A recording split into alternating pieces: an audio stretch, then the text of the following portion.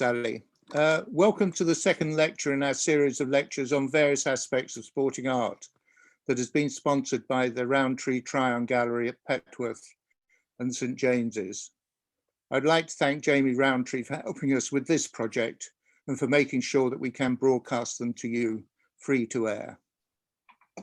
Today I would like to welcome Katherine Field, who is the curator of the exhibition Lionel Edwards, Seen from the Saddle, that opened at the Osborne Studio Gallery on Tuesday and runs until the 1st of May. The highlights will then transfer to the Glebe Gallery, owned by James Harvey, which is in Charlton, Wiltshire, and runs from the 7th to the 16th of May. And I hope many of you will have seen the splendid article in Country Life this week, which gives a 4-page article on the exhibition and the work of Lionel Edwards. I encourage everybody who has the love of the work of Lionel Edwards to make the effort to go and see the exhibition and to buy the exhibition catalogue.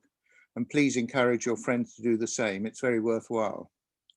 The full details are on our website at www.bsat.co.uk. I'm sure the catalogue itself will be an important reference work on the work of Lionel Edwards in the future. I asked Katherine to give me some biographical details, which she has done. They read like a series of rehearsals and warm-ups for putting on the Edwards show. She has the right blend of academic and practical experience to produce an exhibition and catalogue. And she almost had to do it on her own this winter, given all the hurdles that COVID-19 had put in front of her. And there was always the uncertainty while she was working as to whether we'd be able to go ahead with the exhibition. Having visited it yesterday, it's a fantastic exhibition. And as I said earlier, please visit when you can. Katherine is currently the senior editor of the Philip de Laszlo Catalogue Raisonné. This is not just a backroom job, making sure that everything is factually correct about the hundreds of pictures that were produced by de Laszlo. It's very certainly front of house with responsibilities promoting the work of Philip de Laszlo in Hungary, the land of his birth, and in London, through exhibitions that she curates, online lectures, and various essays and publications. Katherine graduated from the University of Guelph, Ontario, with an honours degree in English literature and the history of art, and looks as though she's been completing her education over here. You may detect a slight Canadian lilt as she speaks. After that, after university, she held a number of research posts at the Tate, the Foundling Museum, Anthony Mould Limited, Charles Bennington Limited, the V&A Museum of Childhood, as well as taking on a number of freelance jobs. So over to you, Katherine. Lionel Edwards, Seen from the Saddle. Thank you, Tim. Let's just see if I can actually share my screen. Maybe. Sorry.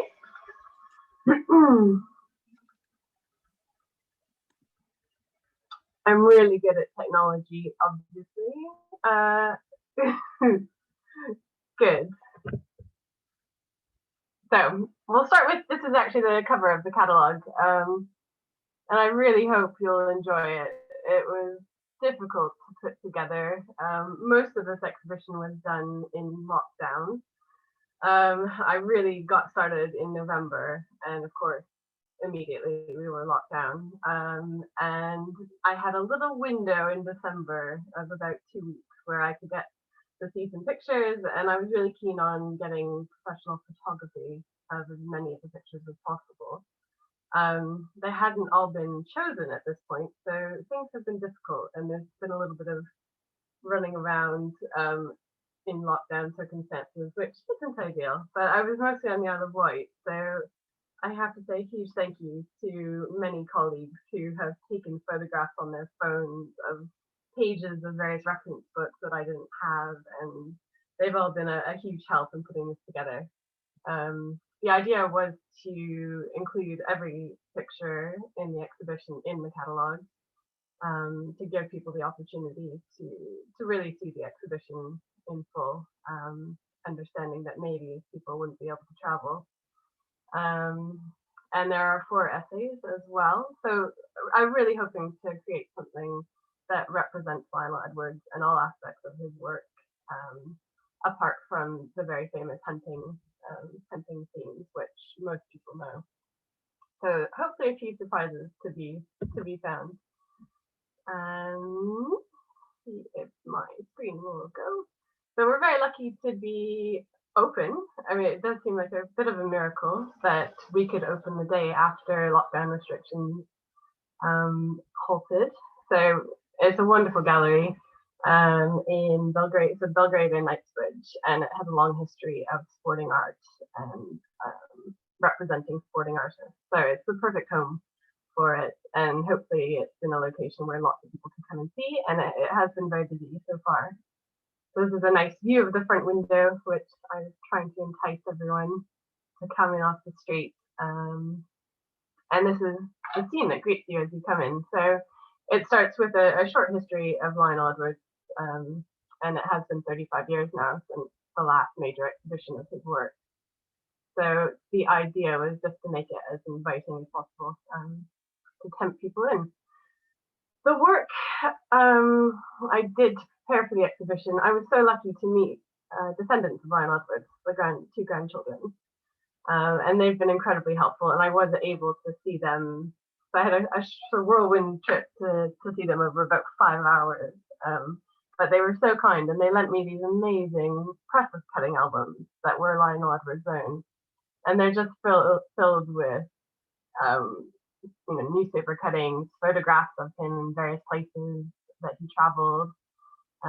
He and Ethel in Spain, which you can see on the left-hand side, always with horses and or dogs, always with lots of people. I think he's such a personable person, and people liked him, and that is a huge part of why he was so successful. But very lucky to have access to something like this, a resource like this, which haven't been published before or seen before. So, the catalogue is showing images that haven't been published previously, which is very nice. This is a really special drawing that was actually used as an illustration in Country Life. It's Lionel Edwards' very, very first hunting picture. So he did this age 6. And he gave it to a friend of his, Jack Gilby, who wrote about him quite frequently in Country Life. And I think it really shows. Well, it's lost now; we don't know where it is, but we do have this reproduction. But I think it really shows an understanding and a love for the subject, and you get an impression of the movement already here. So I think it's a good indication of where he was going with his life. He was actually sent to military school, which didn't go very well. His teacher said all he wanted to do was draw. So his enlightened mother then sent him to London, and he attended various schools in London. But this is a very, very early picture of him there, and he bought his first horse while he was there for £15, which is about the equivalent of £1,200 today. And I just love this. And he snuck it into his aunt's stable without telling her. So suddenly her feed bills went up, and they didn't know why, but Lionel was keeping his horse.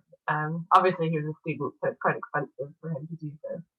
But he writes about going, hacking out of London, which was a bit smaller then.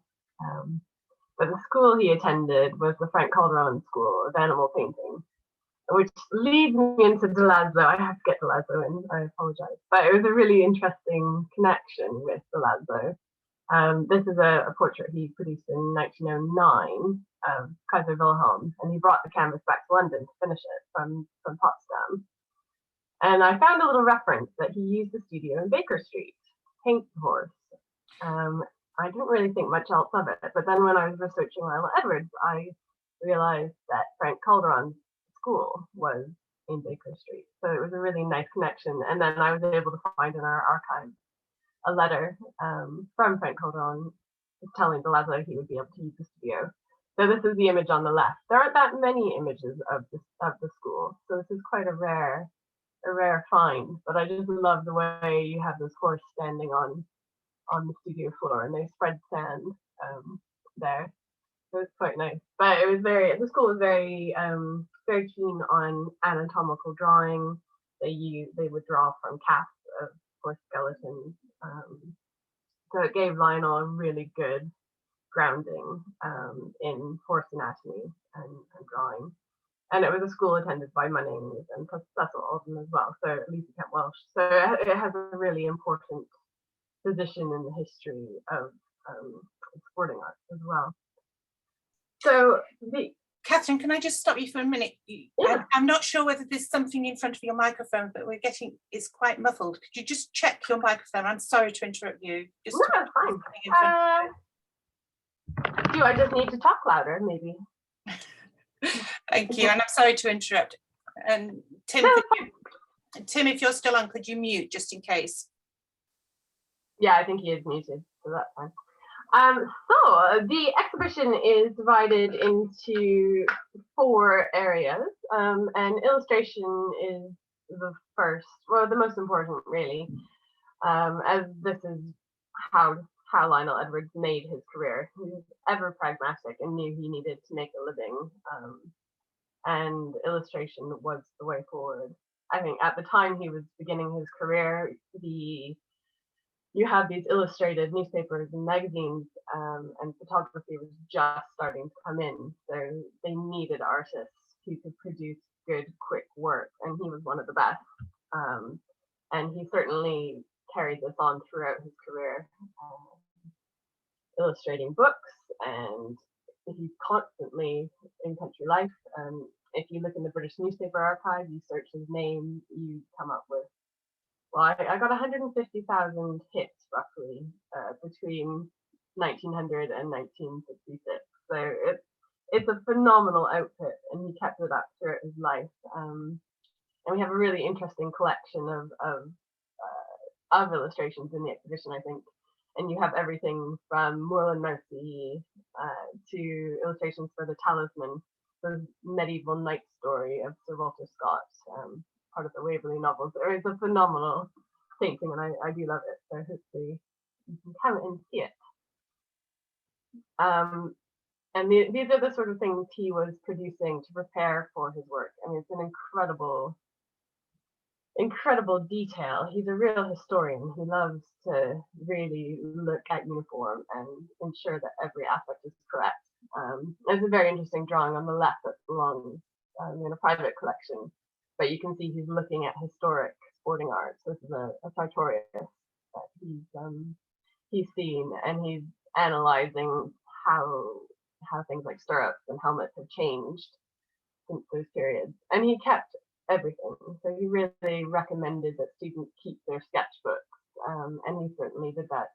And they were wonderful to look through. I didn't have a lot of time, so I'd love to go back one day and see them again. But they are a very amazing resource. One of the favorite images I found was this on the left, which is part of the Wild West shows that were popular in London in the first half of the 20th century. Incredible drawing. I think I would frame it if it was mine. The image on the right just gives an indication of the map of material I had to look through quickly, but very useful. And he used these images later. So this is a 1924 Illustrated London News article on the buck jumping at Wembley, as it's called. So again, this is the type of work he was producing for the illustrated newspapers. And I have just an interior shot. So these are some of the illustrations that we've got. Coaching is a huge subject for him. He loves coaching. And that has its own little section within the catalogue. Coaching scenes, and you can just see the Talisman there, and the Moorland Mousie here. So quite a good choice. He often used his children as models as well. So there's quite a few of those. This is one of the earliest works in the exhibition, and embarrassingly, I own it, but didn't realize it was by Lionel Edwards. until fairly recently. I bought it because I absolutely adored the sort of double meaning of it. It's ostensibly a horse that's for sale, but obviously Lady Kitty is the rather fast-looking lady on the right, with her ginger hair and champagne cigarette. So this was done with Lance Thackeray, who was a great friend of his, and they were both members of the London Sketch Club, and they worked together quite a lot in the early period. Lance was sadly killed in the First World War in Egypt, and in his memoirs, Reminiscences of a Sporting Artist, Lionel makes mention that he also lost his horse Susan in Egypt, and it's such an amazing thing to think that his own horse that got requisitioned for the war effort, he kept track of her and where she went and her eventual demise, sadly. Apologies for these photographs, they're not great, but this is little Charlie, who I just found it so fascinating that Lionel is a huntsman first and foremost, and hunted most days of his life that he could, and chasing the fox, and yet here he has a fox of his own who lived with the Edwards family in the 1940s, and he was used as a model in this image on the left, which is from The Fox, published in 1949. This is Ethel in the center, Lionel's wife. They married in 1905, but they loved Charlie. He was very mischievous though. He tore into things and ripped maps off walls, but they loved him. And it's just such an interesting contrast, which Lionel himself says, the English hunting is not about the killing of the fox, it's about the chase, and versus the continent where it's all about the kill. And I think you see that in sporting art of the continent versus Britain. If you think of the Franz Snyder's pictures, great pictures showing animals being ripped to shreds, which we don't really love here. So famous hunting, that is the most important section in a lot of ways. It's really what he's known for, and it's been such a joy, I think, seeing visitors come to the gallery and hearing them talk about these landscapes. They absolutely are identifiable. People know them. And that's, again, part of Lionel's popularity. He's showing real landscapes in real seasons. The British hunting season is across the winter months. So you have these dark, stormy skies and all sorts of weather. And he captures that perfectly, which most of his sporting art predecessors didn't. But these are often quite highly lit pictures produced in studios. And again, his popularity, I think, comes from that. There's something known as the Lionel Edwards sky, and that is the British winter sky. And I always think of it now when I see them. So this is part of the hunting section of the gallery. In the center, there's a wonderful picture of the Melton Hunt Cup race, which is a lovely, never been exhibited before. We're very lucky to have that. And on the left is Exmoor, it's Devon and Somerset, hunt on Exmoor, and that was a hunt he really loved and spent as much time as he could in Exmoor. And just another view of that. I think my favorites in this section are probably these, which are from the Flint and Denbigh country on the left, which is the territory that Lionel knew well and grew up in. His family home was in Benarth in Wales. I just loved it. I think maybe this looks like a very Canadian autumn landscape, which is probably why I like it so much. But just beautiful, the leaves changing color.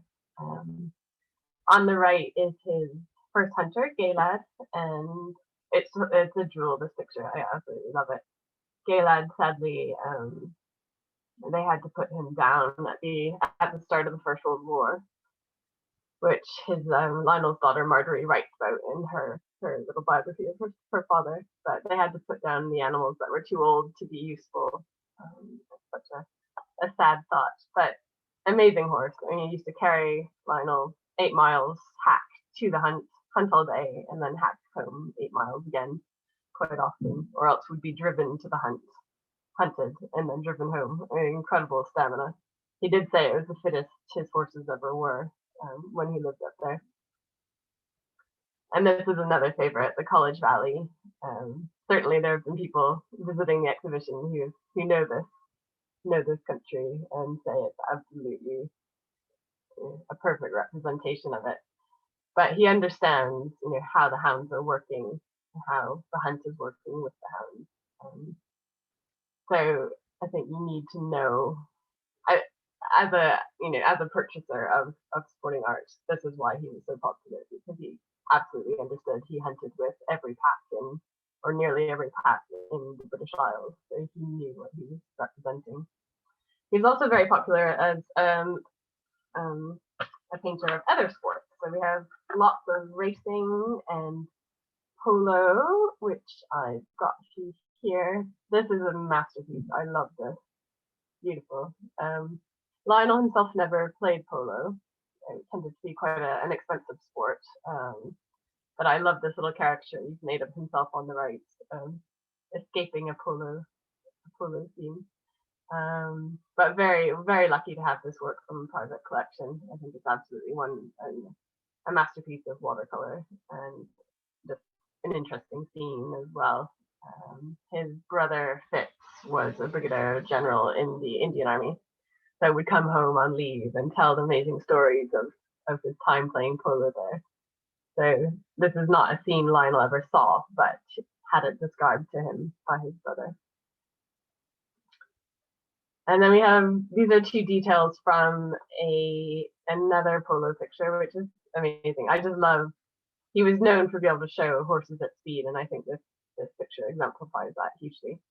But it actually shows the King of Spain, who was playing, I think it was 1926, he was over on a sort of private holiday. So he played lots of polo. His wife was actually with Queen Ina, was being painted by the Lasbo while he was out playing polo. So it's quite a nice little link up. But I did find this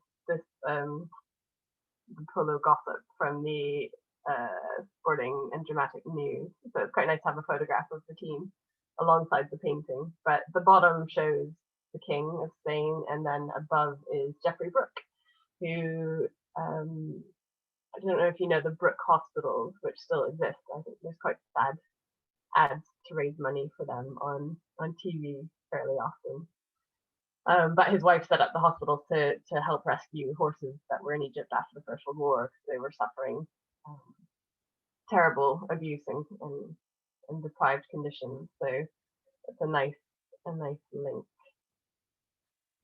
Lionel, as we know, didn't go to military school. He was sent to art school because he did not want to be a soldier, but he did serve in the Romsey Remount Depot during the First World War. There's these wonderful drawings that he produced of his time there. I love this one on the left, the sand bath, from 1916. So horses love to roll, and there wasn't a lot of turnout at the depot, so they would have a sand lot where they would lead the horses out to roll. Such a nice image. And we're very lucky to have the picture head front facing on is from the Scots Greys up in Edinburgh, and it shows the cavalry charge at Hunnashee that the regiment undertook towards very, very late in the First World War. And it was thought that it was actually a hunting picture originally, and Lionel Edwards turned it into a First World War cavalry charge. But I think under UV light, that story doesn't hold up as nice as it is. And then bordering it, the large oil paintings either side are from the Household Cavalry collection. So pictures that are never seen in public. So it's a real treat to be able to bring them to London to show visitors. Lionel was a huge historian, loved the Napoleonic era. So these are two works that we have. The one on the left is in a private collection and shows the Duke of Wellington at the Battle of Waterloo, and it's titled "Hard Pounding Lads" on the back. So a bit of research shows that comes from a quote in Sir Walter Scott's stories of the Battle of Waterloo. He's one of the first Englishmen to go to the battlefield, after the war. So he was collecting stories from those who had been there. So it really shows, I think, Lionel's wide-ranging interest in reading. He's always reading, always being inspired by what he's reading, and it informs his pictures. I haven't been able to find what these were made for. They may well have been for his own pleasure. There are literally thousands and thousands of illustrations and books and articles, and I think one day there may be a catalogue resume, but it would be a hard task, I think, to pin down where everything has come from, because the volume of output is tremendous. The second image shows the Emperor Napoleon escaping on his way back from Moscow back to France, and he was attacked by the Russian Cossacks, and his guard had to defend him. Napoleon himself had to defend himself. It was the only time he ever drew his sword in battle. So very interesting. These are the sort of works that Lionel was producing in the First World War. So we have posters, and I just found this one very sad, The Hunter, 1914. So it's produced quite early on in the war, in the first few months, and those were the first horses that were being sent to Europe, to France, to fight, because they were fit, they were trained. So the horses that Lionel knew best and cherished the most he was taking them to the battlefield where they did not return. So it was very poignant. This is a little detail of the cavalry charge at Hanashi. Excuse my terrible photographs. I just took them yesterday, but it's nice to be able to show some real detail. And this is another favorite. So during the Second World War, he was too old to serve, but he was digging for victory, as he wrote in his diary, which he found very hard work. But he was still producing work, drawings and illustrations for various publications.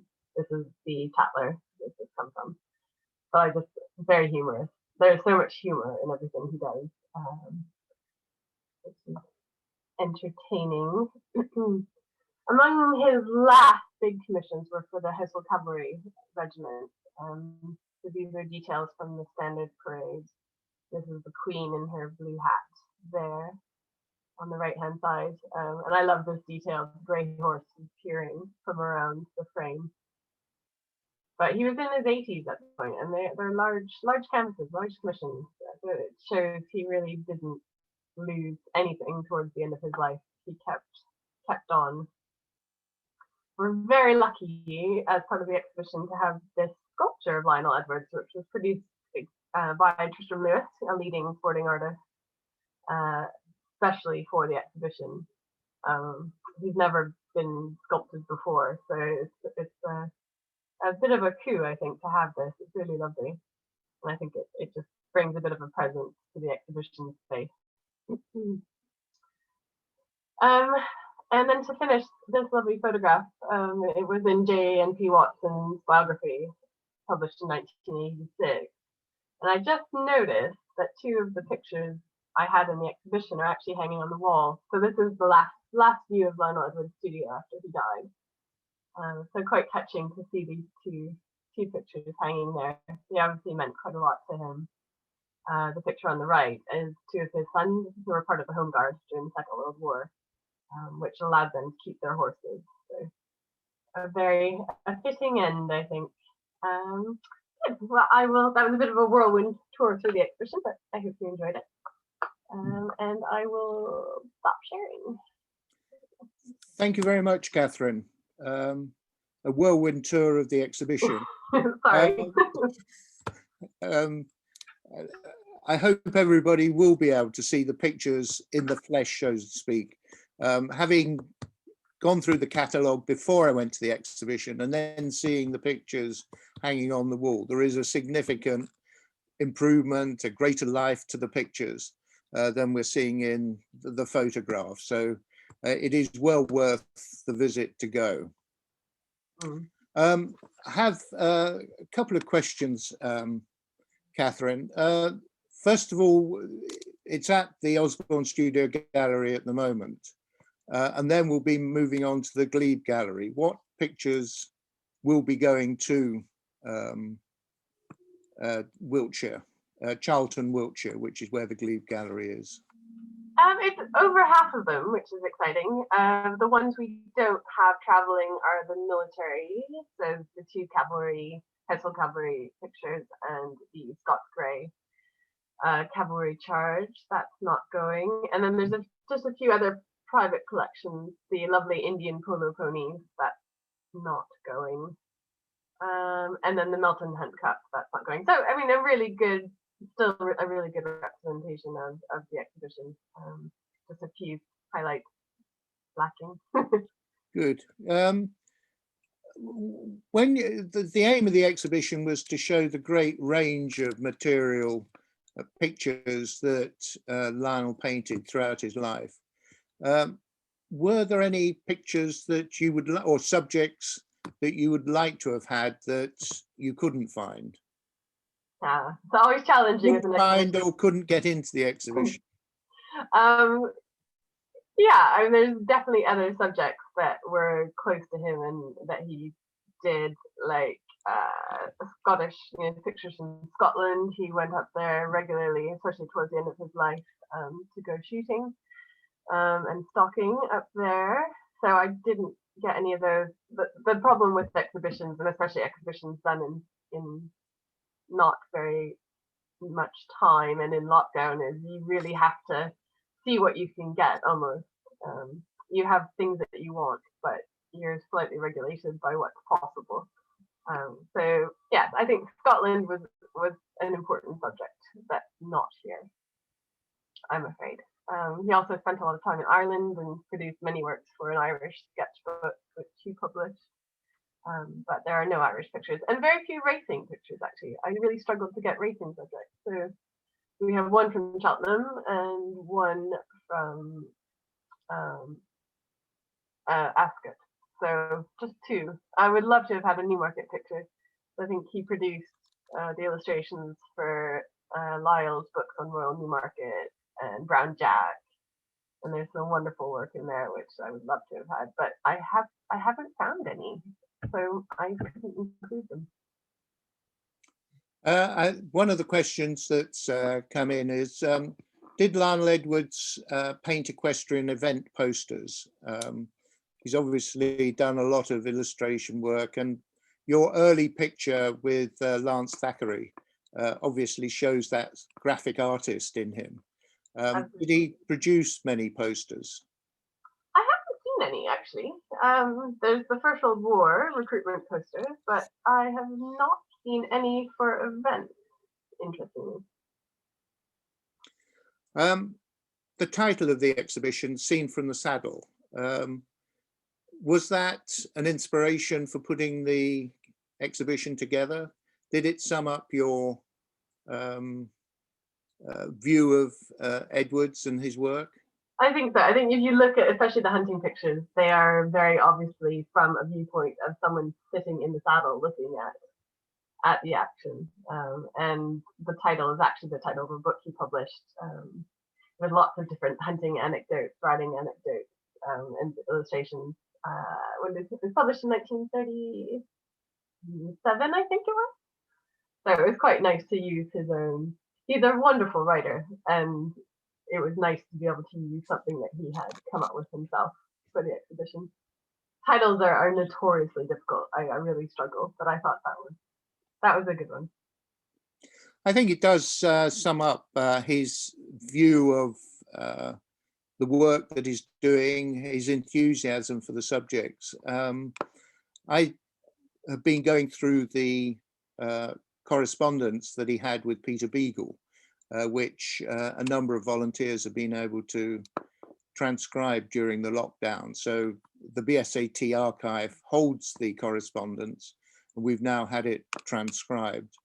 But it throughout his life, and he was writing right up to into his 80s, where he was really, I was struck, for example, by a letter to Peter Beagle, where he was asking about how a stag was put onto a pony after it had been shot, and how whether it was there was a standard way of doing it, but it was an example of a detail when he was over 80 and he was still wanting to get his pictures to be right.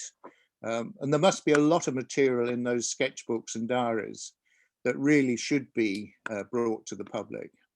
Yeah, absolutely. I didn't get to see the diaries themselves because of lockdown, but Marjorie Edwards, who produced Figures in the Landscape, a biography about her father, she helpfully took notes and extracts from the diaries, that I had access to her notebook, which really helped dating some of the pictures, giving a bit more information about when he was painting, who he was painting, where he was painting. But it's an incredible pace he kept up. I mean, it's a compulsion. He had to be working, and he did that for 70 years. It's incredible.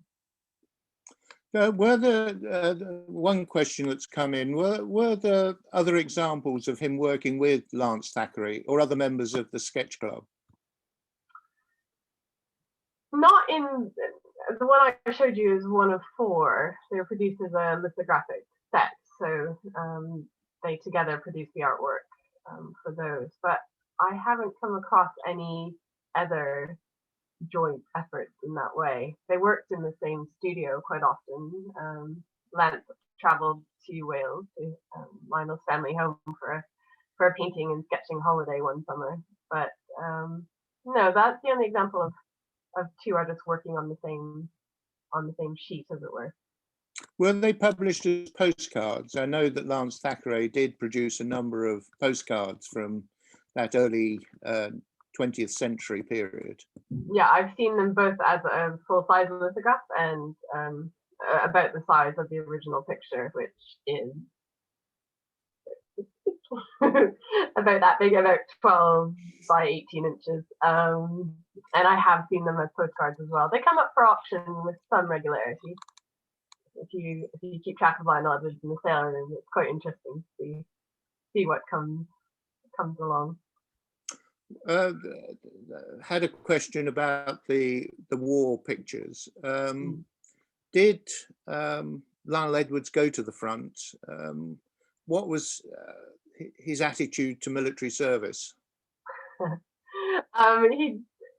It was something that was necessary. He was a bit old to be going to the front, but I think he's much better serving at the remount depots, which Munnings also did that. Tessa Alden ran a depot because they're men of experience with horses, and they needed that for sure. They're busy training. They're getting thousands of horses every day from North America, from South America, and it was Lionel's job to retrain them and prepare them for service at the front, like the cavalry charge picture that's included. So he did travel with the horses, but he would then hand them over in France and come back again. You mentioned Munnings. Were they working together at the remount depot or in separate parts? No, they were no, not together. Not at the same depot. What did they think of each other and the work that they were doing? Well, Munnings doesn't like anybody who might be competition, so he was fairly rude about Lionel's capabilities. He said he was a wonderful illustrator, but terrible artist. Which is an interesting point. I mean, Lionel Edwards is not a Royal Academician type of artist. He exhibited one picture at the Royal Academy, but he doesn't have that Académie Julien type of training. He is painting for commission, and he's very, very pragmatic about that. You know, he needed to earn a living, whereas Munnings was able to eke out a career. I mean, he's a very different artist. But I think Munnings didn't like anybody really, so he was often rude about his fellows. But Lionel certainly supported Munnings when he gave his speech to the Royal Academy when he was retiring as president, which really attacked art criticism and modernism in the art world. He and Lionel are representative artists. You know, representational artists. They are not into abstraction. They're sort of post-impressionists, really, in a way. They're in the landscape, sketching and drawing. And one of the, just to add, one of the letters in the archive, the BSAT archive, has Lionel defending Munnings when he died. There was a slightly peevish obituary in the Daily Telegraph, which incensed Lionel, and he rallied other artists to come to the defense of Munnings, even though Munnings had been dismissive of the work of Lionel. Lionel couldn't have it in his heart to no, he respected him as an artist. He was a great artist. He said, "We will not see his like again." And it's incredible to us today to think of Munnings not being valued as an artist. I mean, you need to spend many hundreds of thousands, if not close to the millions now, to buy a really good Munnings. So he's certainly gone up in the world from his death. Right. I think this should be the last question. Who is the lady behind you in above the fireplace? Is one question we've had. That's Lucy de Laszlo. So it's the wife of Philip de Laszlo.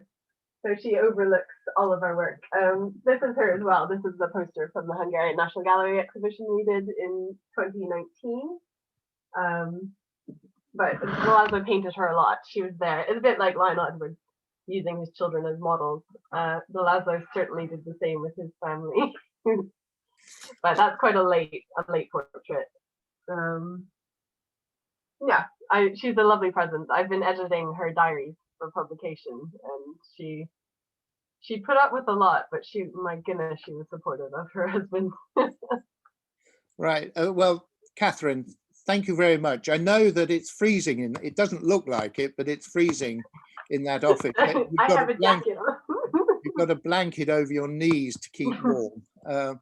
So thank you this morning for the talk, for giving us an overview of the exhibition. It's very much appreciated.